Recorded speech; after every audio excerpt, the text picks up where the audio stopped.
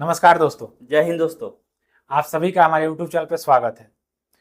Friends, Bihar के जाने माने सुपरस्टार पवन सिंह आखिर बीजेपी के द्वारा जो सीट दिया गया था पश्चिम बंगाल के आसनसोल सीट से, आखिर वहां से चुनाव क्यों नहीं लड़े?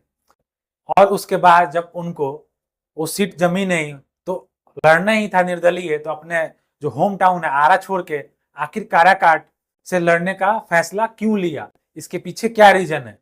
और साथ में दोस्तों हम ये भी बताएंगे कि बता रहे हैं किसी न्यूज रिपोर्टर के साथ कि उनका माँ का सपना था कि वो इलेक्शन लड़े, तो फिर जब उनकी माँ का सपना था तो उनकी माँ उनके खिलाफ इलेक्शन क्यों लड़ रही है।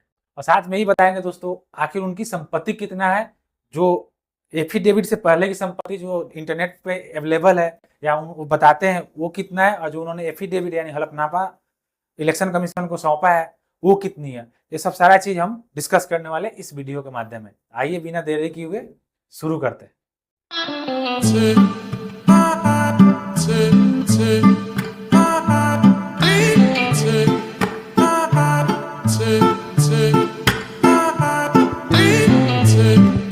जब पवन सिंह को बीजेपी ने पश्चिम बंगाल के आसनसोल से टिकट दी थी तो शुरुआती में तो बहुत ज़्यादा खुश थे। फिर 24 घंटे बाद उन्होंने वहां से ना लड़ने की निर्णय लिया और उनसे पूछा गया तो उन्होंने बताया कुछ पर्सनल रीजन उसके लिए हो सकता है। आखिर वो ऐसा क्यों किए? जी हाँ, देखिए, अगर उनसे पूछा गया इंटरव्यू के माध्यम से या पूछा गया कि आखिर आपने बीजेपी का सीट क्यों वहां से छोड़ा, तो उन्होंने यही बताया कि निजी कारण से। लेकिन ऐसा नहीं है। कुछ रिपोर्ट्स की या सूत्रों की माने तो बेसिकली उनका जो अश्लील वाला गाना है वही मेन रीजन था न छोड़ने के लिए। जो टीएमसी के बड़े बड़े नेता है, जैसे उनको सीट बीजेपी ने अलॉट दिया, आसनसोल का टिकट दिया, तो टीएमसी के नेताओं ने हंगामा शुरू कर दिया और आरोप लगाना शुरू कर दिया। और टीएमसी के बाबुल सुप्रियो जो नेता है, उन्होंने जो सोशल मीडिया एक्स पे है, उन्होंने लिखा कि जो पवन सिंह है उन पे अश्लील गानों का आरोप है, और बेसिकली जो पश्चिम बंगाल के, वेस्ट बंगाल के जो महिलाएं हैं उन पे आरोप है कि वो उनके लिए अश्लील गाने गाते हैं। तो देखा जाए तो पवन सिंह को लगा, क्योंकि सब कोई जानता है कि उनके अंदर कितना ईगो भरा होता है, उनको हारना बिल्कुल पसंद नहीं, तो उनको लगा शायद इससे मेरा निगेटिव इम्पैक्ट आएगा और मैं शायद इलेक्शन हार सकता हूँ आसनसोल से। तब उन्होंने निर्णय लिया कि मुझे यहाँ से चुनाव नहीं लड़ना है। तो पवन सिंह आसनसोल छोड़ के निर्दलीय लड़ने की सोची, तो फिर अपने एरिया आरा को छोड़ के वो काराकाट क्यों गए? वहां से क्यों लड़ रहे हैं? अपने एरिया से क्यों नहीं लड़ रहे हैं? तो इसका दो रीजन है। सबसे पहले मैं बताऊंगा कि आखिर वो आरा से क्यों नहीं निर्दलीय लड़े। तो इसके पीछे रीजन ये है कि अभी पवन सिंह ने बीजेपी नहीं छोड़ा है, तो वहां से रिजाइन नहीं दिया है, पार्टी सदस्य या कार्यकर्ता की तरफ से रिजाइन नहीं दिया गया। और बात करा जाए अभी आरा में जो है आर के सिंह, जो लगातार 2 टाइम से संसद बनते आ रहे हैं, अभी प्रेजेंट में वो यूनियन कैबिनेट मिनिस्टर भी रह चुके हैं।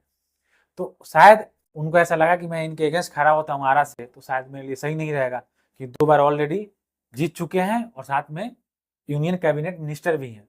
तो इसलिए वो शायद आरा से ड्रॉप कर दिया प्लान और सोचा काराकोट जाने के लिए। हालांकि काराकोट के लिए वो बताते हैं कि काराकोट ऐसे नहीं गए, पहले उन्होंने बोला कि उनके दोस्तों ने, बाकी लोगों ने सर्च करा कि कौन सा जगह बचता है जहाँ पे विकास की काम नहीं हुआ है। तो बताते हैं कि जब आसनसोल का सीट छोड़ा तो उनके मम्मी ने कहा कि आपको चुनाव लड़ना है। तो उन्होंने निर्णय लिया कि मुझे तो चुनाव लड़ना है, आखिर अब जाए कहाँ? तो उनके दिमाग में अपने दोस्तों से सबसे चर्चा किया कि आखिर जाया कहाँ जाए, क्योंकि आरा से तो लड़ नहीं सकते थे। तो उनके दिमाग में आया, एक पता चला कि शाहबाद के काराकोट से क्यों ना निर्दलीय खड़ा हुआ जाए, क्योंकि वहां पे वो बताते हैं ऐसा कि वहां पे जो लोग हैं काराकाट के, वहां बताते हैं कि वहां पे विकास नहीं है। लोग जब वोट आता है तो वहां पे सांसद भैया चाचा बोल के आके वोट लेके चले जाते हैं, बाकी उसके अलावा कोई वहां पे देखने तक भी नहीं जाता है। तो उसी से डिसीजन लिया कि मुझे काराकाट से चुनाव लड़ना है। उन्होंने एक सेशन में गया था तो वहाँ पे न्यूज रिपोर्टर ने उनसे पूछा था कि आप मतलब उनसे पूछा गया था कि कॉन्स्टिट्यूशन क्या होता है और डेमोक्रेसी क्या होता है, तो उन्होंने उससे बोला कि डेमोक्रेसी और कॉन्स्टिट्यूशन के बारे में मुझसे नहीं पूछिए, मैं एक्टर हूँ तो एक्टिंग के बारे में पूछिए। तो मेरा कहना ये है कि जब वो कॉन्स्टिट्यूशन डेमोक्रेसी नहीं जानते तो पार्लियामेंट में जाके मुजरा तो करेंगे नहीं, वहाँ पे तो देश संभालना पड़ेगा, तो कैसे मैनेज करेंगे? राइट, देखिए, उनका बयान ऐसे नहीं करना चाहिए, और आपको लड़ना है तो उस तरीके का आंसर देना चाहिए, क्योंकि इंडिया में बेसिकली या कहीं भी पॉलिटिशियन का मतलब होता है कि आपको जवाब देना, आपको जनता से रूबरू करना होता है, मीडिया का आंसर देना होता है। पवन सिंह की माँ ने उनको बोली थी कि तुम चुनाव लड़ो काराकाट से, तो फिर उनकी माँ ने उनके खिलाफ नामांकन क्यों भरा है? राइट, देखिए इसके पीछे 2 रीज़न है। पहला रीज़न ये है कि अभी हाल में ही मंत्री भाजपा जो नेता हैं प्रेम कुमार जी, उन्होंने एक सम्मेलन हुआ था, तो वहाँ पे उन्होंने बताया था कि अगर पवन कुमार टाइम रहते हुए अपना नॉमिनेशन वापस नहीं लेते हैं, तो उनके खिलाफ पार्टी कार्रवाई करेगी।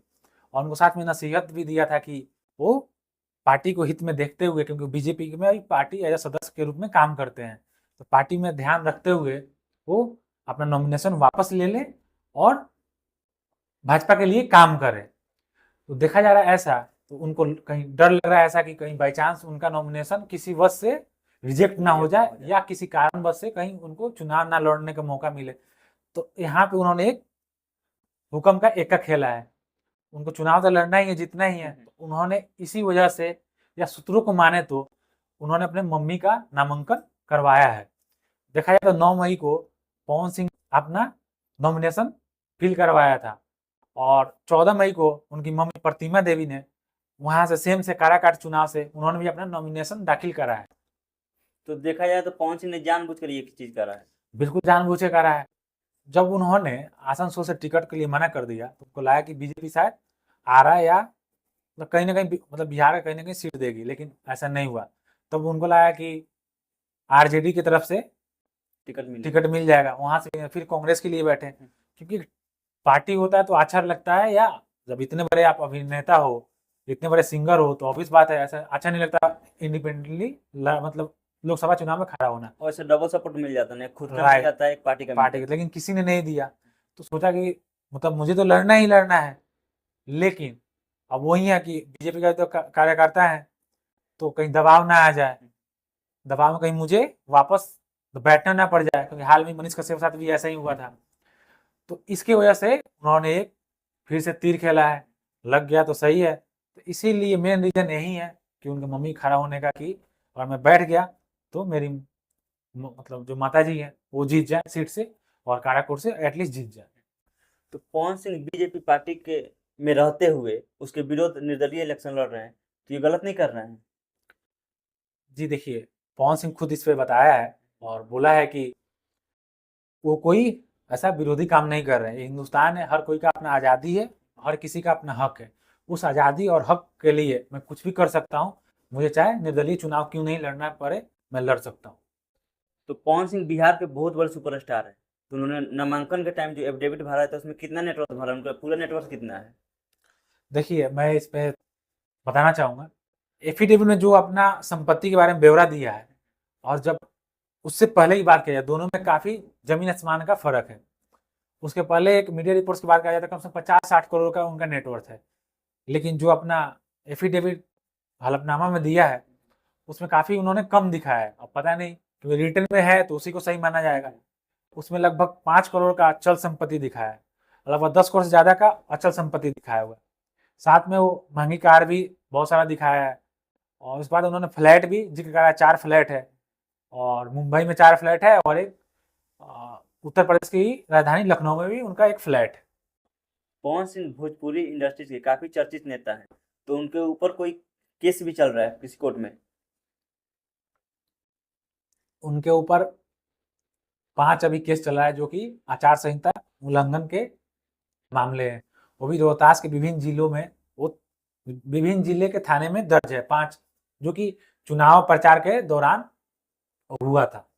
तो 5 तो हो गया उसके लिए चुनाव आचार संहिता से, और एक मामला मुंबई के कोर्ट में चल रहा है, उसमें कथित तौर पे शारीरिक शोषण का मामला है। साल 2019 25 साल की अभिनेत्री सोशल मीडिया पे कथित तौर पे उन्होंने यौन उत्पीड़न का उनके ऊपर मुकदमा दायर किया है, हालांकि वो अभी लंबित है मुंबई के कोर्ट में। तो फ्रेंड्स, आपको क्या लगता है, सुपरस्टार पवन सिंह इस बार अपने आगामी लोकसभा चुनाव में काराकाट से अपना इलेक्शन, पहला मेडन इलेक्शन जीत सकते हैं? क्या वो सांसद बन सकते हैं?